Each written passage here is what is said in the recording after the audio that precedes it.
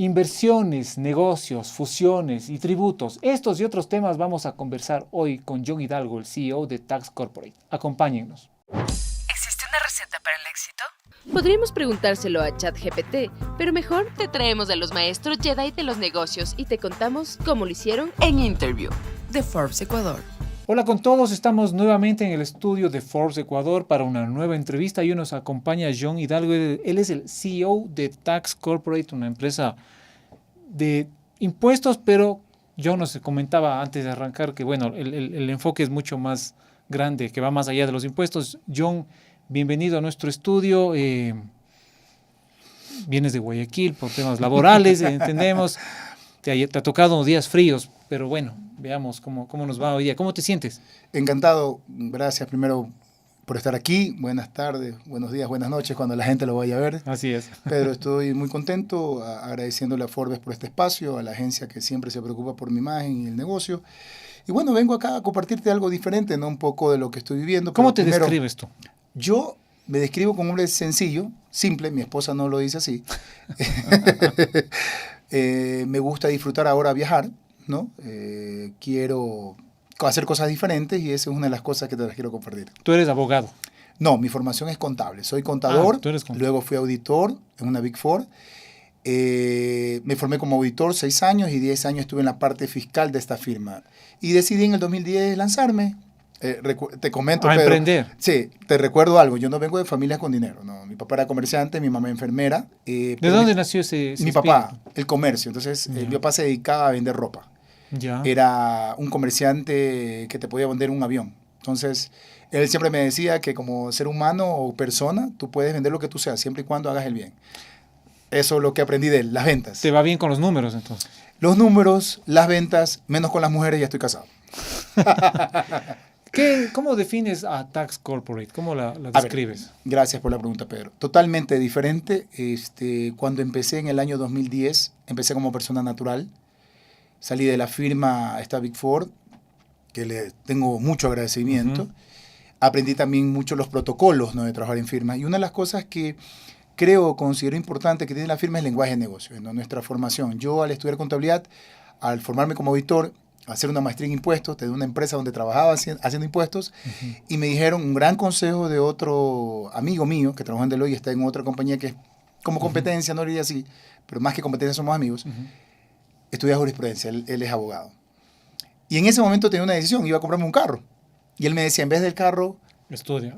inviértele en la maestría, en esta maestría, que era ya. maestría en tributación en la SPOL. Entonces Ya. yo entré y a la vez me dijo, pero cuando tengas tiempo, estudia jurisprudencia, imagínate. Yo hice las dos cosas a la vez.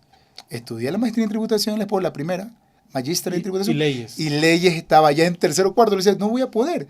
Digo, en vez del carro, yo te aconsejo eso. Tenía toda la razón del mundo. Terminaste la maestría y terminaste leyes. Terminé la maestría primero y leyes estaba, pero yo automáticamente al tener esas relaciones con la universidad, porque daba un poco de clase, iba de segundero, digo yo, hay un término que se usa para los profesores de apoyo. Sí. Me conoció el director y me dijo, ¿sabes? Quisiera que des clase. Entonces tenía clases, daba ya clase, era una oportunidad que no podía perder. Estaba terminando la maestría en tributación, en los últimos semestres, me tocaba un viaje y el tercero estaba estudiando jurisprudencia. Lo hice por 2 temas. Uno, porque me atrasé. Cuando trabajé en esta Big Four no tenías para salir, no podías tener enamorada, la típica de las firmas Big Four. Entonces sí, perdí 1 año, 2 años y no hubo esa oportunidad, había muchas más facilidades. Y un primo mío se había graduado, ¿no? A los 23 años de edad. Y yo tenía 26, todavía no me graduaba. Entonces dije, yo voy a compensar esto haciendo algo nuevo. Pero fueron años muy intensos, ¿no te aburrías? No me aburría. No tenías tiempo para... Creo que ya estaba casado, ya en la parte cuando estaba en jurisprudencia, y mi esposa me dijo que es un mérito para ella que estaba en cuarto. Yo ya me retiro, ya estaba cansado. Era mucho para mí. Entonces te vuelvo a preguntar, ¿Tax Corporate es? Una firma que brinda servicios de negocios, no Ya. de tributar impuestos. No. Una compañía que se preocupa del negocio de mi cliente y luego le hago los reclamos de impuestos. Hablemos primero de los impuestos, de los Dale, tributos. dale. El 1 de abril, hace algunas semanas, empezamos con un nuevo IVA. ¿Cómo miras esta decisión del gobierno, ¿no? ¿Qué impacto ha tenido en tu parecer? ¿Cómo ha impactado esto en la economía? A ver, hay 2 situaciones, económica y el tema económico, efectivamente, el gobierno lo hizo porque no tenía presupuesto. Yo soy analista económico de algunos medios y mi posición era necesario. Esperemos que los flujos que se generen sean positivos. En lo social, sí, efectivamente es un impacto que se está sintiendo, y un poquito de recesión. Creo que ya no estamos recuperando. Estamos hablando que estamos partiendo a mayo. Eso empezó marzo, abril, 13, luego 15. Pero creo que en junio empezamos la escala de mejoría. Para mí, como ecuatoriano, obviamente me va a impactar, pero también veo qué decisiones se toman. Si te digo, ¿fue correcta o no fue correcta? Estamos muy prematuros, Pedro. Esperemos que aquí en 2 meses más, 3 meses más se tomen esas decisiones por el motivo por el cual se incrementó el IVA. Perfecto. Antes de arrancar la entrevista también nos comentabas, John, esta idea de asesorar, ¿no? Ser no sé si es la palabra, un todólogo, pero un experto en tributos, conocedor de las leyes y un consejero de empresas. ¿Cuáles son esos planes? ¿Hacia dónde vas? A ver, algo importante que siempre trato de corregirte, no, Pedro, tú no eres el medio, yo sé que eres periodista, pero hay un tema equívoco cuando se interpreta que los impuestos únicamente es un tema tributario de leyes. No, los impuestos son un tema económico. Cuando incrementaron el IVA, era porque económicamente el negocio, Estado, no tenía plata. Entonces crea la figura de incrementar el IVA. Y recién se crea la ley, pero económicamente se evaluó cuántos puntos porcentuales tengo que incrementar para cubrir el déficit. Es económico. Impuestos no es tributario. Ya. Si te hablan tributario, no conoce la materia porque es económico 100%. Considero importante que es totalmente diferente mi servicio a lo que tú nombras, porque yo evalúo los impuestos desde el origen, negocio. Ya. No donde terminan, pagar. Entonces, de ese momento tengo una total diferenciación y traigo un término de un gran amigo que está viendo esto, un gran empresario. Me dijo, tú tienes el lenguaje de negocios de los clientes que tú vas a tener. Te lo digo que eso fue hace 16 años cuando empecé como persona natural. ¿Cuál es el lenguaje? Le digo, yo para reunir aquí una Big Four, he pasado 3 semanas. Venga el auditor, venga el asesor legal, venga el asesor no sé cuánto, no viene ninguno.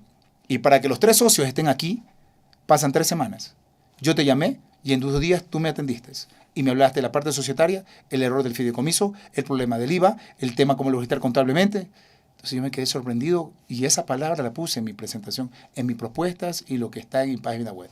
¿Cómo es un día tuyo? Por lo que me cuentas, tienes miles de situaciones que atender.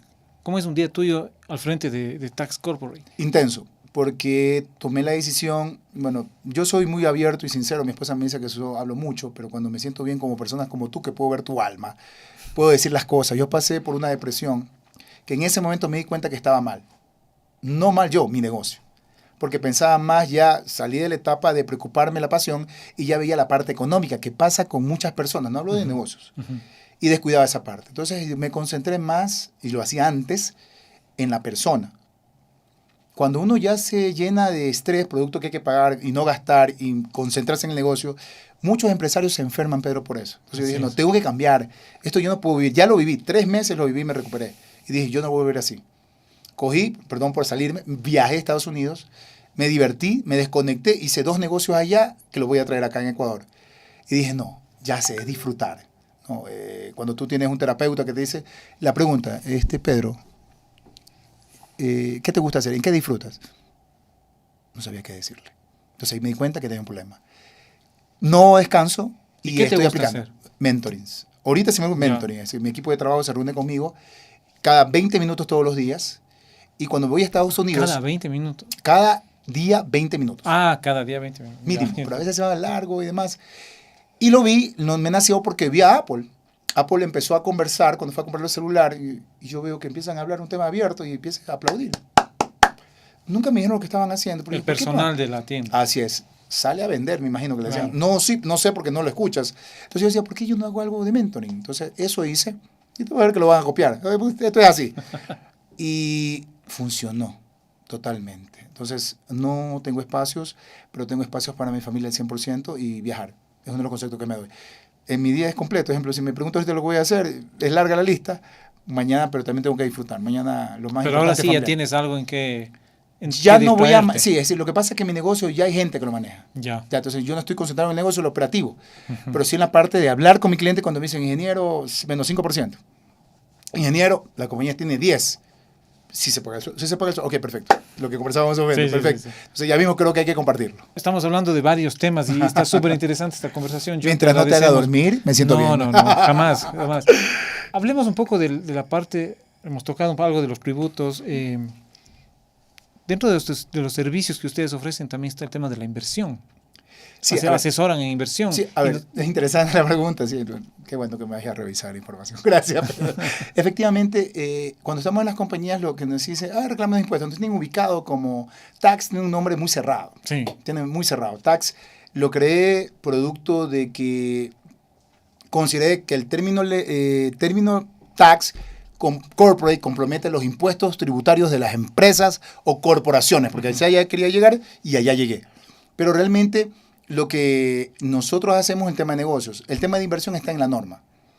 Tú puedes hacer una inversión de 5 o 10 años, tienes un ahorro de impuestos. Entonces tratamos siempre de ver que mi cliente dice, vas a hacer una planta, vas a hacer algo. Desde el momento que me dice, sí, voy a incrementar una maquinaria, eso ya es una operación que me va a generar un ahorro de 5 o 10 años, reduciendo la tasa de impuestos del 5 o 3%. Mi cliente no lo sabe, pero hacia allá ataco. Yo creo que eso es lo más importante como para decir a mi cliente qué más puede hacer. Y también evaluar su estado financiero. El ejemplo claro es un negocio donde yo estuve, no sé si es el momento, en la cual él tenía una información financiera y me dijo, reclámame los impuestos. Y yo veo la compañía que tenía una utilidad marginal del 5%. Y lo que yo no encontraba era por qué él no se pagaba sueldo. El dueño de la empresa que estaba como cabeza de... Yo le digo, se pagaba sueldo. No se pagaba sueldo. Entonces esa utilidad del 3,5% se reducía a menos 3 o menos 2%, o 0,01 o 1%. ¿Cuándo se pagaba? Cuando se pagaba, porque yo le dije, ¿cuánto debería yo ganar, John? Le hice el cálculo, no menos de $12,000 deberías ganar tú, no menos de. Entonces él dejaba una utilidad de $200,000, $300,000, pero era falsa, porque realmente no se pagaba sueldo. Cuando hacemos el análisis le digo, mira, pero pon todo ese dinero que tienes en una póliza y te enseño a la casa de valores que la vende y te genera el 9% anual. A ver, un ratito. ¿A qué te dedicas tú? No, aquí está la notificación, está dando el crédito, pero yo vi tu negocio. ¿Cuánto me vas a cobrar por esto? Nada. Te cobro si me permites hacer lo que quiero hacer contigo. Y ahí vino mi plan, que si quieres te lo cuento. Mi plan fue que este negocio, y que totalmente diferente a los demás, es que yo le dije a él, tienes una marca, no está posicionada, te invito a que posiciones la marca y de aquí a 3 años vende el negocio. O no lo hagas, coge tu dinero y gana el 10%. ¿Sabes qué? Es como cambiarle el chip al empresario. Es difícil, el ecuatoriano es cerrado, Pedro, el ecuatoriano es cerrado. Mira los sales company que existe en Estados Unidos, en Europa. Hay un listado inmenso de empresas que venden. La compañía no es perennizar, la compañía es vender. Yo ya vendí una. Doy el ejemplo, pero te digo también el ejemplo que yo hice. Lo hice también. Porque no puedo dar un ejemplo o decirle al empresario que lo haga si no le demuestro lo que yo he hecho, ¿no? John, hablando de inversiones, ¿cómo miras la inversión extranjera que llega al Ecuador? Que hemos visto, tenemos cifras que se han reducido. Fatal, porque no pasa esto. El empresario dice, vamos a ver qué compañías vende Ecuador. No hay nada. No vendes nada. Ecuador no vende ninguna compañía. Entonces, no hay un mercado abierto. La inversión extranjera en los últimos 10 años va a la baja, Pedro, y es preocupante. Yo hace 10 años más o menos recuerdo que los montos iban alrededor de los 650 millones. Por debajo de eso estamos. Hoy estamos 300 millones. 300. Ajá, imagínate. Perdón. Y la inversión nacional, ¿qué está pasando? O sea, digamos ya las empresas ecuatorianas que invierten aquí en el país. No lo hay, porque yo trato de ver que efectivamente, como hemos pasado, y contemos, ¿no? 2019, el paro indígena, creo que era así, ¿no? Sí. 2020, COVID. 2021, post-COVID. 2022, no sé qué problema hubo, que por ahí ustedes me... incrementó la gasolina. El pitote es el incremento. 2023, cambio de gobierno, pruebas con la... demás. Entonces... Ecuador no ha estado un año bueno. Pero aún así las empresas se están moviendo. La única opción es la inversión local. A lo que yo te estoy apostando, a que el empresario se olvide de perennizar su negocio y lo ponga a la venta. Ver la posibilidad de cambiarle el chip al empresario ecuatoriano es difícil, pero cuando yo hago un negocio y le justifico el motivo, me dan apertura. Obviamente yo tengo que llegar al de arriba y esa es la gran ventaja de vender servicios corporativos, porque no tratas con el financiero, ¿sabes qué? Deja decirle a mi jefe, John. Yo creo que esto es interesante. ¿Y qué condiciones debe tener un país para atraer la inversión extranjera? Primero, ser dinámicos. Segundo, tener una website que dice vendo compañías. Tercero, nuestra conceptualización subdesarrollado, el americano, el europeo, te saca así, Pedro, en una conversación. El americano dice, pues, ¿venderías tu compañía? Y te demoras en contestar. Si un americano me dice, ¿venderías tu compañía? Sí. Es una cuestión entonces de... Percepción. Percepción, pero también la formación que tenemos. Sí. es fatal. O sea, esta relación... Negocio familiar involucra yo retener el negocio. Entonces tiene que medirse como lo hace Estados Unidos, mercado, bolsa abierta, mercado de valores. Cuando existe una persona que evalúa el negocio familiar o el patrimonio familiar abierto y olvídate las decisiones que tomen tus hijos y demás, yo estoy ahí, un ejemplo, en un directorio y le digo, ya cuando ya estoy con el empresario, yo me peleo con ellos. Tú tranquilo. Ese es el trabajo del que entra ahí. Entonces, papá, pasó esto. Habla con John. Yo no tomé la decisión. Ya pues ven a pelearte conmigo. ¿Qué está pasando en las fusiones? También en el Ecuador hay un movimiento, no sé si alto, bajo, medio, tú sabrás mejor, en el tema de fusiones empresariales. Nosotros en Forbes estamos siempre pendientes de estas noticias, adquisiciones, compras. Increíble. Estos días hemos publicado algunos artículos al Sí, respecto. se los vi. ¿Qué está pasando? ¿Cómo? Primero te lo voy a dividir en dos partes para hablarte. ¿Tú quieres mundo? Permíteme ver cifras que no sé de memoria. Por favor. Hubieron 5.268 transacciones en el 2021, porque fue post-pandemia. ¿Y qué hicieron las compañías europeas? Vende el negocio. ¿Correcto? Porque obviamente no me fue muy bien, pero te vendo la compañía. Pero previo a eso, tenía 3.229 operaciones de merge y acquisitions. Ya. Las dos. Y en el 2022, que ya mejoró un poco, fueron 3.302 millones de operaciones. Mundo. América Latina, que es la que nos interesa, está por debajo de las cifras y tiene 1.500, 1.200 operaciones. Mientras que Asia-Pacífico y Europa, wow, cuando hablo de Asia-Pacífico, incluye Estados Unidos y demás. ¿No? Eso es gigante. Son una bestialidad, nos triplica. ¿Y acá en el país? Y solo para cerrar, a octubre que tengo la información, Brasil lidera el ranking países más activos en la región, 1.617 transacciones de 2023, porque la cifra que te hablé fue de 22. Sí. Transacciones de este tipo de operaciones, de fusiones y adquisiciones. Chile es el que le sigue, 303. Asimismo, México, 280 y Colombia, 203. Corte octubre de 2023. Bueno, Brasil es casi que un continente dentro de otro continente, ¿no? Es gigante Brasil. Sí, yo estoy viajando a Brasil, Dios mediante, este año. Y sí, realmente es un gran ejemplo. Sin embargo, siendo así, tiene un nivel de pobreza alto, pero tiene estados del porte de Ecuador. Es un mercado para hacer negocios. Para hacer negocios. Sí, es un mercado interesante para hacer negocios. ¿Y qué está pasando ya en el Ecuador, John? Aquí tengo el data, yo sabía que iba a preguntar. Ecuador. En razón a la información de la Super, desde el 2016 han existido las siguientes fusiones. 2016, 16. 2017, 21. 21 unidades. 2018, 16. 2019, 23. 2020, 10. 2021, 12. 2022, 14. En el 2023, que pude revisar, que yo sé, Pedro, a usted le gusta información detallada, han existido 18 notificaciones de operaciones de concentración, de las cuales 10 fueron autorizadas por el momento, ¿no? En el año 2023. Ya cerradas. Una condicionada y 5 fueron otorgadas y 2 aún están en análisis. Es decir, 13 se suman las autorizadas y en proceso de autorización. Es consecuencia de que el mercado es tan pequeño. Por eso que eso revisa el empresario de afuera, mientras los números que te estoy demostrando. Solamente te digo, ¿qué países busca el empresario invertir? Si me permite, Pedro. En México, Brasil, Chile, Costa Rica, Colombia, Uruguay, Argentina, Perú, que está cerca de nosotros. Panamá es el 9º, Ecuador no está en el número 20. Podríamos compararnos en tamaño tal vez con Costa Rica, con países de Centroamérica. Me puedo comparar con Perú, que es el 8º. Me puedo comparar con Costa Rica, que es 4º. Con Chile es mucho más grande. Sí. Con Panamá, que es 9º. No entramos ahí. ¿Qué hacer ahí? ¿Qué recomiendas? Mucho de trabajo. Permitir abrir la mente y ser una empresa a lo que estoy yo haciendo actualmente. ¿Qué sectores son los que más posibilidades o más potencial tienen? Todos tienen la oportunidad. Se hizo con una empresa de servicio, luego con una compañía de venta de muebles. Entonces, se puede hacer con todos. La intención es la mentalidad, Pedro, del empresario, que me permita o permitan a la gente que hacemos esto liberarnos y abrirnos en bolsa. Mientras no vea Europa, Estados Unidos, una bolsa abierta que es mínima, no es que fallan los que están ahí, sino que el empresario no invierte en emisión de obligaciones. Todo lo que se hace es emisión de obligaciones. Factory. Hasta ahí llegamos. ¿Por qué no cotizan en bolsa? No, porque yo no soy XY grande, XB grande. Allá cotizan en bolsa muchas compañías. El 10K, que es el reporte que prepara la SEC, tú puedes ver compañías hasta de $2 millones de activos. ¿Y las personas naturales, qué tan familiarizadas están con todos estos temas, más allá de las empresas? Cuando hablamos de personas naturales, inversionistas o profesionales. Un periodista que tiene algún ingreso, o un arquitecto, cualquier profesional que quiere invertir algún ahorro que tiene. Falta mucha educación financiera.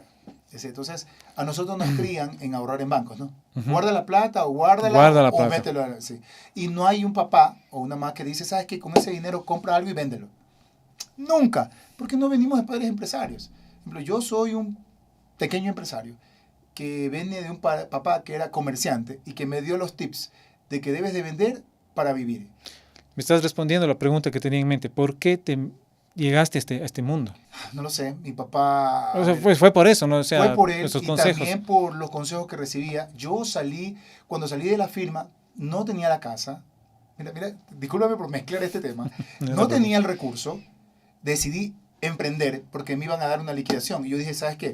Esta liquidación la voy a poner. ¿Sabes los consejos que recibí? Mira los consejos que recibimos. Cómprate una casa. Con la inversión que tenía hace más de 15 años, la liquidación. Podía comprarla de contado, sí, pero me quedaba sin plata. Otro me decía, ponla en el banco. Yo decidí en poner Tax Corporate. ¿Cuál es el mejor consejo que crees que tú le das a uno de tus clientes? Que permita confiar en mí. Yo creo que cuando yo hago las cosas con pasión, no solamente reclamar sus impuestos, sino le digo, dame tu estado financiero. Desde el momento que me da su estado financiero, tengo un clip de apertura de ver su diagnóstico global y decirle, señor empresario, veo aquí que está en una mina de oro. Está en una mina de oro que usted no sabe.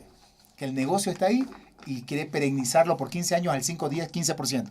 Puede generar mucho más. Vuelvo un poquito a lo que empezábamos, a lo que conversamos al inicio.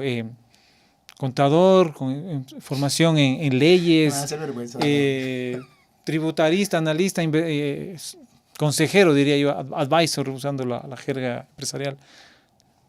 ¿Cómo te sientes en tu día a día, luego de lo logrado? Todo lo que me cuentas, estas inversiones, los consejos que recibiste, lo que le dices a tus clientes, ¿cómo te sientes hoy? Bendecido por Dios por tener una familia tan bella con mis hijos y que tengo una compañera que me da muy buenos consejos. Es decirte que esto me suma a mi vida, no, forma parte porque es mi pasión. Creo que es mi pasión y suma en el sentir, en ver esa sonrisa de clientes que me dicen, ¿sabes qué? Tú venías a reclamar impuestos y terminamos vendiendo la empresa. Y tenerlo día a día. Por ejemplo, el día de ayer tomé unos vinos con él. Me invitó a tomar unos vinos, fuimos a... Es más, yo se lo invité porque sé que era una gran... lo he jubilado, Pedro. Y yo también ya me jubilé. ¿Ya te jubilaste? Sí, porque hice un negocio parecido, pues. Entonces yo tengo okay. un negocio. Hice lo mismo también. Ya. Partí del producto de esto, yo decía, no puede ser... Siempre digo lo siguiente. Cuando yo hago negocios, lo más importante es conocer el producto. Y si yo vendo un producto, lo primero que tengo que decir, ¿qué producto lo hice igual? Uh-huh. Y si lo hice igual y él ve la información, que no te puedo dar detalles, Pedro, Claro, de lo que entiendo. hice, discúlpame, pero se lo doy a mi cliente y me dice, ¿eso tú hiciste? Sí. Eso hice y quiero hacerlo contigo. John, en el Ecuador las empresas familiares son el 90%, creo que del sí, tejido empresarial.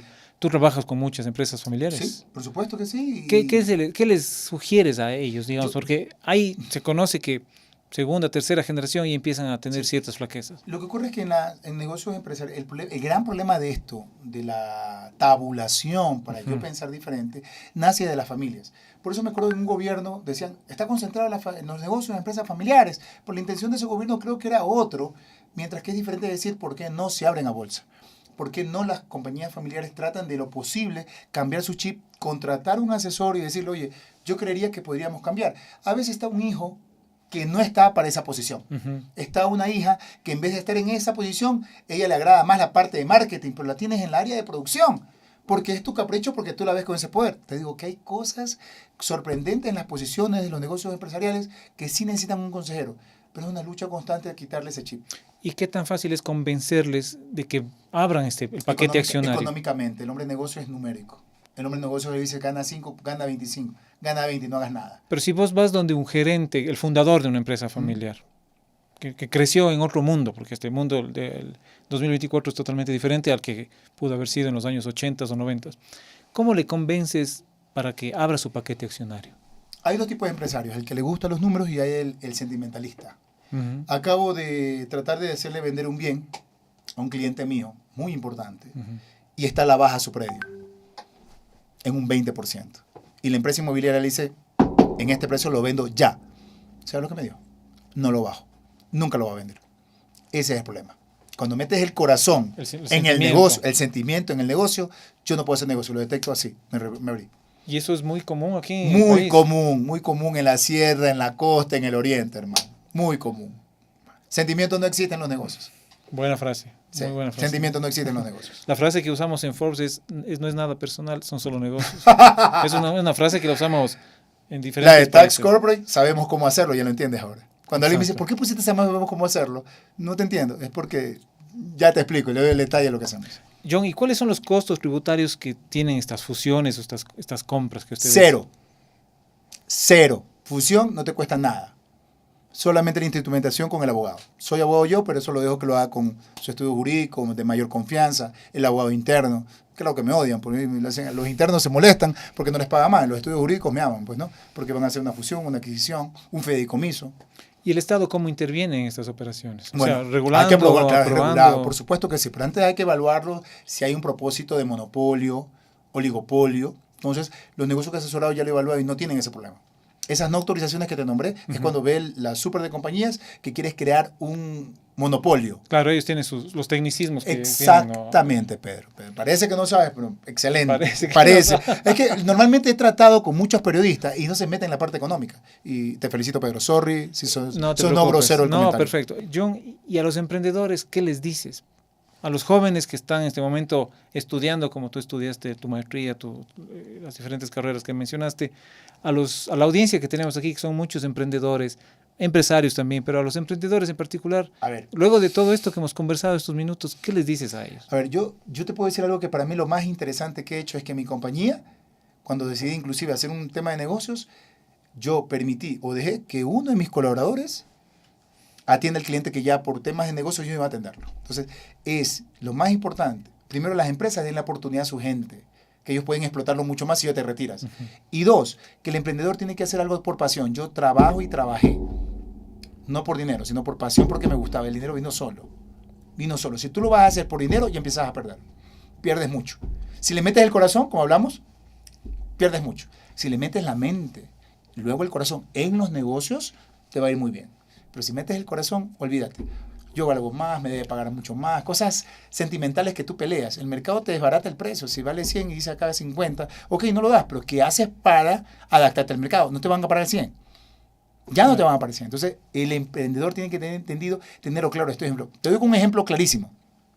El de marketing. ¿No? Y tengo una charla de marketing que me invitaron. Aquí en Quito, en tu ciudad. 5 y 6 de junio. El de marketing.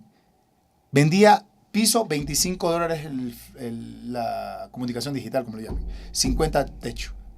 Vinieron gente de afuera, que los dólares son presas. $5. 2 cambios. $10. 3 cambios. ¿Cómo compite contra eso? Y viene la siguiente, el AI, gratis.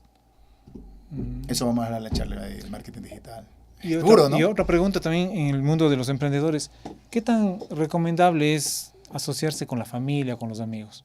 A ver, es una pregunta que la tengo aquí porque cuando empecé con grandes amigos, que a veces también pierdes amigos por los negocios cuando se emocionan por los números. Fue un pacto que hicimos, Pedro, de que no haya, te digo lo mío, que no haya familiares. Pero cuando empiezas a involucrar familiares, yo les digo que es difícil porque dañas la relación familia. Con la única persona que puedes hacer negocios son con tu esposa y tus hijos. Porque tú los controlas. A tus hijos porque le puedes llamar a la atención y a tu esposa porque en la almohada lo arreglas. Y el tema del gobierno corporativo entra también ya ahí. Bueno, esto es más para el nivel empresarial, pero Claro. Varias empresas van creciendo, algunas empresas van creciendo y apelan al gobierno corporativo con normas, con reglas, digamos, para que los intereses familiares no se interpongan. Es muy al bueno, negocio. pero si sigue involucrando el papá en una toma de decisión del gobierno corporativo, hay problemas. Yo he visto casos que tiene el gobierno corporativo, pero no, el papá, el dueño dijo esto. Decide por la última palabra. Y eso no funciona cuando tú estás como asesor. Volvamos un poco al tema fiscal. Hay el tema también de los contratos de inversión. ¿Tú cómo miras esta herramienta aquí en el país? ¿Qué está pasando? Lo único malo que la tasa de deducción es sumamente baja, 3 y 5%. En el anterior, cuando estuvo el anterior gobierno, la tasa era 15 y 10%. Entonces ahora es sumamente baja y hay poquísimos, si llegan a 100 es bastante, contratos hechos así. ¿Y beneficios tributarios que tengan los contratos de inversión? Son de 3 y 5%, te lo digo inmediatamente. Esa es la tasa de deducción de la inversión. Y hay una fórmula que usa la administración tributaria que tú calculándola, tiene que ser una inversión de este vuelo, Pedro, para que tú veas ese nivel de ahorro. Entonces,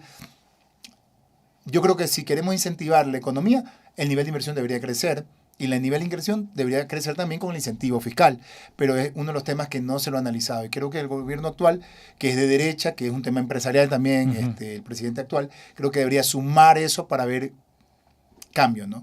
Muchos me dicen, es poco tiempo, sí es poco tiempo, entonces ¿cuándo lo hacemos? Nunca lo vamos a hacer. Vamos a estar pensando que tengo 1 año, 8 meses, entonces en los 4 años siguientes también vamos a decir que nos falta tiempo. Entonces, Lo que le pasa a los emprendedores, no estoy listo. así es, no ahorita, más tarde, Esperemos, más luego, esperemos. o espera el consejo de alguien que te dice, creo que no yo no lo haría. Y ahí es el problema del emprendedor, cuando escucha un consejo que no le funciona. Lánzate, pierde plata. ¿Cuántos negocios he perdido? Pregúntame, 4, 5. Volviendo al tema de los contratos de inversión, también está el tema de las zonas francas. ¿Cómo está eso en el país? Eso un tema es extraordinario. Eso es lo mejor que puedan haber hecho. Porque las zonas francas delimitadas o que se declaren como zonas francas es como una exportación, Pedro. Yo puedo vender de aquí a allá y ya reclamo impuestos. Por ser exportación, tú reclamas el IVA. Y en la zona franca, 0 impuestos. 15 primeros años, después creo que se ¿Pero por baja. qué el modelo no despega aquí en el país? Por inversión. Lo Necesitas mismo. dinero. Y el inversionista dice, primero déjame ver cuánto es la evolución de movimiento de compra-venta de empresas para yo poner el dinero. Y mira cómo está la inversión extranjera, a la baja. Tú puedes ponerle bonito, le puedes bailar exóticamente, pones una brasilera que baila bello y el empresario no se mueve si no ve los números. Y si no ve las estadísticas y dice, si aquí no ha habido durante 5 o 6 años y va a la baja, ¿para qué voy a poner dinero? Esa es la estadística básica que te doy de un empresario internacional. No está Ecuador en el top 10. Bueno, hemos tenido una serie de consejos y de recomendaciones en estos minutos con John, y para terminar queríamos preguntarte, ¿cómo miras ya el contexto económico del Ecuador? Hoy, mayo del 2024, otro año electoral, con idas y venidas, subidas y bajadas. A ver, yo creo que efectivamente no podemos hablar de inversión extranjera, tenemos que preocuparnos de inversión local. El que está aquí en el país y está haciendo país aún, porque muchos se están yendo. Si no hay un cambio global, real, en materia económica, vamos a seguir igual como estamos ahorita, porque no se toman decisiones fuertes. Y una de las más fuertes es la seguridad. Si ya se aprobó, sorry por meterme en política, de que los militares controlen Salgan a la calle. y salgan a la calle, yo no veo ninguna afuera todavía. Por ahí te digo que eso es uno de los temas que debilita. Entonces, si el empresario local no se siente seguro, olvídate que no va a haber consumo. ¿Tú te sientes seguro? Yo no me siento seguro. Si yo estoy en una fortaleza viviendo y no me siento seguro. ¿Y el inversionista extranjero? Peor, pues. Entonces, el inversionista local tampoco va a meter en zona franca. Porque antes de moverme hasta allá, donde queda la inversión, donde lo voy a hacer, primero quiero ver si llego hasta allá.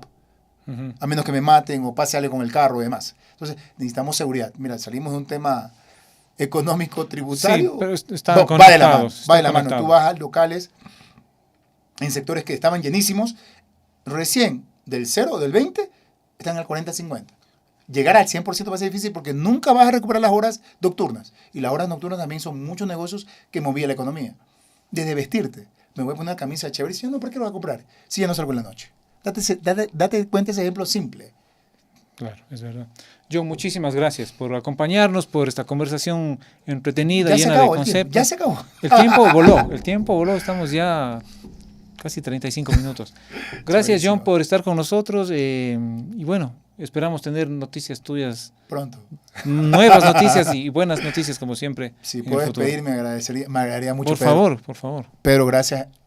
Me encantó tu entrevista, te felicito, el enfoque es diferente y eso a mí me hace desarrollarme. Y 2, a ti, empresario actual y empresario nuevo. Sentimiento cero. Todo es negocio. Todo es negociable.